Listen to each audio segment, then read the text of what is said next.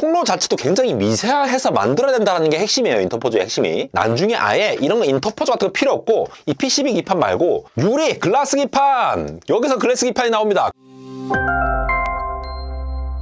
네, 여러분 반갑습니다. 안달공학 에러입니다. 엔비디아의 이 AI 반도체, 그러니까 서버용 GPU 혹은 AI 액셀러레이터라고 부르는 블랙웰이라든가 아니면은 호퍼 같은 이러한 GPU들이 지금 일론 머스크는 막 10만 개씩 사가고 오라클도 막 엄청나게 많이 사가고 막 이런 얘기들이 많이 돌잖아요. 그런데 이게 1년에 생산할 수 있는 캐파가 정해져 있다라고 계속 얘기가 되어 있고, 그 중에서도 TSMC가 아무리 대단한 TSMC라 하더라도 더 빨리 만들고 싶고 더 많이 생산해서 더 돈을 많이 벌고 싶은데 이게 불가능할 수밖에 없는 병목, 바틀렉이 있습니다. 흔히 막 코어스가 모자라다 이런 얘기 많이 들어보셨을 텐데요. 코어스라는 것 자체는 이 TSMC에서 내놓은 브랜드명인데, 코어스에 대한 이 내용을 좀 이해를 하시면은 이 반도체 제조에서 어떠한 흐름으로 지금 진행되고 있는지를 조금 감지를 할 수 있겠고, 최근에 또 우리나라 시장에서 이 유리기판 관련된 얘기를 많이 들으셨죠. 그 유리기판으로 갈 수밖에 없는 이유까지 설명이 됩니다. 그래서 오늘은 첫 번째 시간으로 제 아무리 대단한 TSMC라 하더라도 엔비디아가 계속 빨리 만들어줘 하는 그 많은 양을 못 생산하는 가장 근본적인 원인, 병목이 되는 그 코어스, 인터포저라는 기술에 대해서 좀 간략하게 설명드리고 반도체 제조 관련한 흐름을 짚어보도록 하겠습니다. 흔히 말씀드린 이 코어스라는 거를 도입을 하게 된 이유가 근본적으로 이 레티클 사이즈라고 하는 것과 관련됩니다. 레티클 사이즈 혹시 들어보셨나요? 제가 이전 영상에서 많이 설명을 드렸는데, 이 레티클이라고 하는 거는 기본적으로 반도체가 마치 카메라 현상하듯이 이 마스크를 씌워가지고 어디는 까맣게 어디는 하얗게 해서 빛이 이 레티클을 통과하면서 이 레티클에 새겨진 회로 패턴대로 웨이퍼 표면에 그림을 그린다라고 말씀을 드렸습니다. 그 레티클이라는 일종의 마스크라고 하는 것이 이 크기가 정해져 있거든요. 33mm 이러한 크기로 직사각형 모양으로 이 정도 크기의 마스크를 가지고 있어요. 요 면적이 858mm 정도 되거든요. 미리 제곱이죠. 이 858mm 제곱되다 보니까 현재의 칩 생산이라고 하는 것들은 최대 크기가 요 정도 크기로 한정이 됩니다. 그래서 최근에 엔비디아의 발표라든가 이런 거 보시면은 레티클 사이즈드 모시기 하면은 칩에서 굉장히 때려 놓을 수 있을 만한 가장 큰 면적을 사용해가지고 그만큼 트랜지스터를 딱딱 빼곡하게 때려 넣었다라고 이해를 하시면 되고요. 그래서 이러한 레티클 사이즈가 그러면 이것보다 더 큰 거는 못 만드는 거야? 라고 하다 보니까 이 레티클을 이제 스티칭이라고 하죠. 이게 바느질을 하는 겁니다. 이렇게 바느질 해가지고 좀 더 키우거나 이렇게 하는 기법들이 지금 연구가 되고 있어요. 어쨌든 지금 말씀드리고 싶은 거는 이 레티클 사이즈 크기만큼의 칩이 막 많아졌어요. 그럼 이 안에 엄청나게 많은 트랜지스터들이 막 들어가 있는데, 이 트랜지스터들이 각각 어떤 기능들을 하고 그만큼 뭔가 신호들이 왔다 갔다 바깥으로 왔다 갔다 많이 해야겠죠. 왜냐하면은 이 H100이라든가 B100이라든가 이런 애들, 이러한 GPU들은 지금 가운데 있는 코어 칩에다가 HBM이 이렇게 양쪽에 이렇게 깔려 있단 말이죠. 메모리끼리 왔다 갔다 하는 이 엄청나게 많은 신호들을 왔다 갔다 해야 되잖아요. 특히 AI 같은 경우에는 트레이닝을 하든 인퍼런스를 하든, 즉 학습을 하든 추론을 하든 그 메모리에다가 그 여러 가지 파라미터를 실었다가 다시 내보내고 다시 실었다가 내보내고 이걸 왔다 갔다 하는 과정이 필요하기 때문에 엄청나게 많은 트랜지스터가 이미 많이 들어가 있고, 거기에 해당하는 것들을 또 계산을 해내기 위해서는 메모리로도 왔다 갔다 하는 그러한 것들이 많이 신호가 왔다 갔다 해야 되는 그 규모가 예전과는 비교도 할 수 정도로 엄청나게 많아졌다는 걸 일단 이해를 하시라고 레티클 사이즈를 먼저 설명을 드렸고요. 그래서 이쯤에서 이 엔비디아 GPU의 구조를 살펴보면은, 먼저 이 GPU 실제로 이 프로세서 역할을 하는 쿠다 코어라더니 아니면은 뭐 트랜스포머 엔진이라든가 여러 가지 이것들이 박혀 있는 이 GPU 프로세서, 요거를 엔비디아가 이제 설계를 하는 거죠. 설계를 한 다음에 TSMC 보고 만들어라고 주고요. 그 다음에 요 D램 다이에 해당하는 거, 요거 뭔지 아십니까? 요게 바로 HBM이죠. HBM이 지금 뭐 8단 12단 이렇게 얘기가 나오고 있는데, 요렇게 별도로 하이닉스가 아예 만들어서 TSMC한테 줍니다. 그러면은 얘네 둘이를 엮어야 된다는 거예요. 이미 레티클 사이즈 크기의 GPU가 있고 메모리도 덩어리로 돼 있는데, 얘네들을 기본적으로 서로 연결해주는, 뭐 전선으로 연결을 하든 납땜을 하든 어쨌든 연결을 해줘야 되잖아요. 그 신호수가 엄청나게 많은 상황이에요. 그런데 예전 같으면은 얘네들의 신호가 그렇게 많지 않았을 때는 어떻게 하느냐, 우리가 흔히 PCB라고 하죠. 초록색 기판, 요즘 초록색 아니어도 돼요. 어쨌든 그러한 이제 PCB 기판이라는 요 프린티드 서킷 보드라고 하는 요 보드에다가 흔히 이제 범프라고 하는데, 얘네들을 이제 신호들을 그냥 연결해주면 되잖아. 얘 PCB 연결하고 라고 하면 되는데, 옛날 같으면은. 그런데 요즘은 신호가 너무 많다는 거야. 너무 많아. 이게 PCB 자체가 이게 플라스틱이잖아요. 요걸로 해가지고 하기에는 얘 자체의 물성도 그렇고 너무 많은 신호를 왔다 갔다 하기에는 얘가 점차 더 미세화하기 어려운 구조를 갖고 있다는 거예요. 이렇게 복잡한 구조를 만들어 갖고 이런 신호들을 많이 보내주기 위해서 중간에 끼워 넣은 것이 바로 인터포저라고 하는 놈입니다. 인터포저. 얘도 반도체 전공정 과정을 그대로 거칩니다. 그러니까 흔히 반도체 만들듯이 만든다라고 생각하시면 돼요. 그래서 이걸 굉장히 미세하게 이 배선들을 다 할 수 있다는 거예요. 이렇게 생겨먹은 반도체 칩 같은 거를 만들어낸다는 겁니다. 그게 바로 인터포저고요. 그래서 좀 확대해서 보자면은 이 어떠한 칩 다이들이 이렇게 있다라고 하면은 그냥 PCB 패키지기에 그냥 올려가지고 이걸 연결하기는 빡빡하니까 훨씬 더 미세하게 이렇게 이제 통로들을 뚫을 수 있는 중간 다리를 연결한다. 이거를 우리가 인터포저라고 이해를 하면 돼요.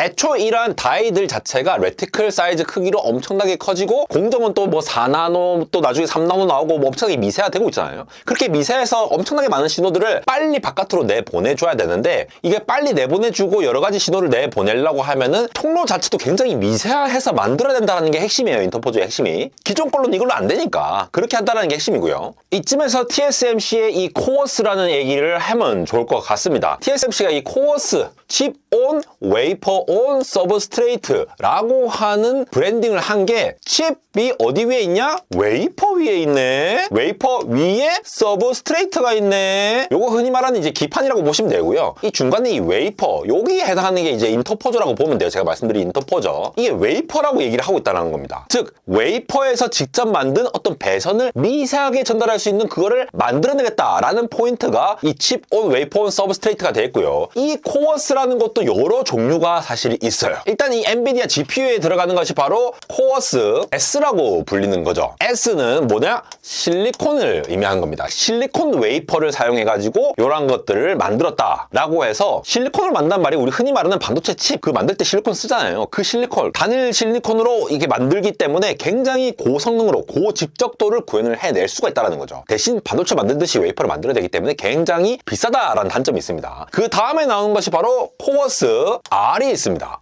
R은 이 실리콘 인터포저가 아닌 올거닉 인터포저를 얘기하는 건데요. 이게 원래 이제 실리콘보다 이 올거닉 인터포저 같은 경우에는 좀 더 싸요. 유기물질을 사용해가지고 가격이 저렴하고 우리 앵간한 거 다 고분자 물질로 다 돼 있잖아요. 유기물질로. 그러니까 가격이 일단 싸고 이제 모양을 만들기도 쉽고 이렇게 하는 게 좋은데 왜 굳이 실리콘을 썼느냐라는 포인트가 나중에 유리기판하고도 이어집니다. 이 원래 올가닉 인터포저를 쓰다가 이렇게 넘어온 이유가 값이 싸기도 하고 성형도 쉽고 한데 열에 약해요. 반도체 공정이 굉장히 뜨겁잖아요. 그리고 아까 뭐 엔비디아 이제 HBM 하고 그 다음에 뭐 GPU 하고 얘들 연결해서 인터포저 하려면 얘 본딩을 해줘야 되고 막 온갖 것들이 열을 압착하고 여러 가지 공정들이 있는데 그 열을 가하면은 우리 흔히 와피지라고 하죠. 이게 휘어지는 거예요. 휘어져. 이 코어스 R 같은 게 이게 휘어지니까 제대로 붙지도 않고 뭐 이제 불량이 생길 수도 있고 이런 문제가 생겼다는 거예요. 그게 코어스 R인데 이제 코어스 R도 쓰이는 다른 것들이 있죠. 아예 사장된 기술이 아닙니다. 쓰이고 있는 기술이죠. 그래서 이 실리콘이라는 것 자체가 애초에 이제 좀 약간 그 평탄화되어 있는 거, 얘 같은 경우는 좀 약간 꾸불꾸불한데 평탄화되어 있으니까 훨씬 더 미세하게 조정할 수 있는 장점도 있고 열을 받아도 이 열 팽창 개수 자체가 좀 낮아가지고 이게 휘어지는 거를 조금 이제 덜 할 수 있다라는 장점이 있다는 겁니다. 그리고 또 마지막으로 코어스 L이라고 하는 것도 있는데 요거는 기판과 이제 실리콘 브릿지를 중간에 딱 연결하는 약간 중간 단계의 거로 보시면 되겠고 인텔도 이런 거 있죠. 어쨌든 이 개념 자체가 원래 한 3, 40년 전에 이미 나왔던 기술이에요. 이게 뭐 TSMC가 새로 했다라기보다는 옛날부터 학계에서 나왔던 기술인데 왜 안 썼냐? 그 비싼 실리콘으로 다 공정을 해가지고 겨우 배선 연결한 데 쓸 거야? 라고 했었는데 이제는 그런 시대가 됐다는 거죠. 왜냐? 제일 처음 말씀드린 이 레티클 사이즈 크기의 엄청난 크기의 이런 GPU들, 이 GPU의 신호들이 엄청나게 많이 나오니까 얘들을 연결을 해줄 필요가 있었다 라고 이해를 하셔야 된다는 거예요. 그런데 이 실리콘을 이용한 인터포저, 얘가 단순히 비싸다, 이 PCB보다 한 20배 비싸거든요.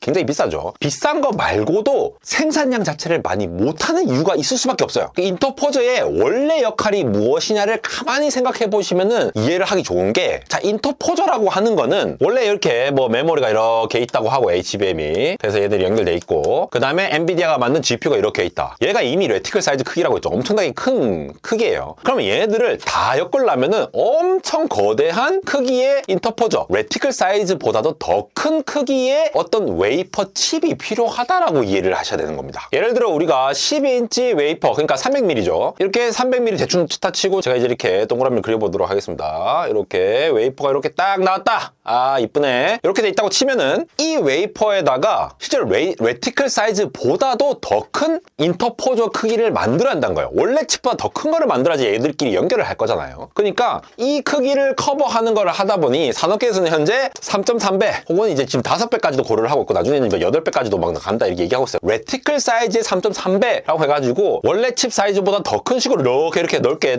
잘라가지고 예를 들어 대충 잘랐다고 칠게요. 그러면은 이 이제 가생이 끝에 부분들은 얘네들은 다 못 쓰는 애들이고 두둑둑 잘라가지고 하면은 막 이런 식으로 해가지고 쓸 수 있는 게 하나 둘 셋 넷 이렇게 몇 개 안 돼요. 그러니까 크게 하니까 애초에 웨이퍼에서 레티클 사이즈로 해도 최대 크기로 해도 몇 개 안 나오는데 더 큰 사이즈로 이렇게 만들어 버리니까 한 웨이퍼당 나올 수 있는 인터포저 개수가 한정된다는 거예요. 지금 레티클 사이즈의 3.3배 같은 경우에는 대략 한 이제 10개에서 20개 사이라고 제가 알고 있거든요. 이거 계산하면 나옵니다. 이거 858 제곱미터에다가 지금 3.3에 해당하는 그 인터포저 크기로 나누면 되겠죠. 근데 이 중에서 또 분량 몇 개 나오고 이러면 이제 또 날려야 될 거고 그러니까 10몇 개가 되는 걸로 제가 알고 있어요. 근데 앞으로는 이게 다시 또 레티클 크기보다 5배가 되면은 이 사이즈보다 더 크게 이렇게 가야 될 거니까 실제로 이 웨이퍼에 가지고 있을 수 있는 수가 또 몇 개 안 되겠죠. 그러니까 진짜 웨이퍼당 몇 개 안 나오는 굉장히 귀중한 게 바로 인터포저라고 볼 수가 있는데 이렇게 인터포저가 나중에 뭐 3.3배, 5.5배, 뭐 8배 계속 이렇게 늘어나는데 여러분 반도체 공장도 이 팹이라는 것도 사실 엄청난 투자가 필요하잖아요. 근데 그 귀중한 것들을 뭐 로직 디자인이라든가 다른 파운드리 수주받은 걸 사용하지 않고 이런 칩에서 한 용도로 사용하더라도 우리가 흔히 이제 팹에서 뭐 웨이퍼 몇만 장을 생산할 수 있느냐 이런 걸로 이제 생산할 수 있는 역량을 얘기를 하는데 이런 것 자체가 한 방에 웨이퍼 한 개를 뽑아낼 때에 나올 수 있는 칩 개수가 기존 레티클 사이즈보다도 훨씬 크니까 개수가 훨씬 더 적게 나올 수밖에 없다라는 거죠. 그렇게 되면은 내년 내후년으로 가면 갈수록 캐파가 계속 모자랄 거예요. GPU도 안 그래도 더 많이 만들어 달라고 하는데 계속 못 만든다라는 얘기로 이해를 하시면 되겠고 이렇기 때문에 지금은 이 인터포저라는 걸 중간에 끼워가지고 배선을 하게 되는데 나중에 아예 이런 거 인터포저 같은 거 필요 없고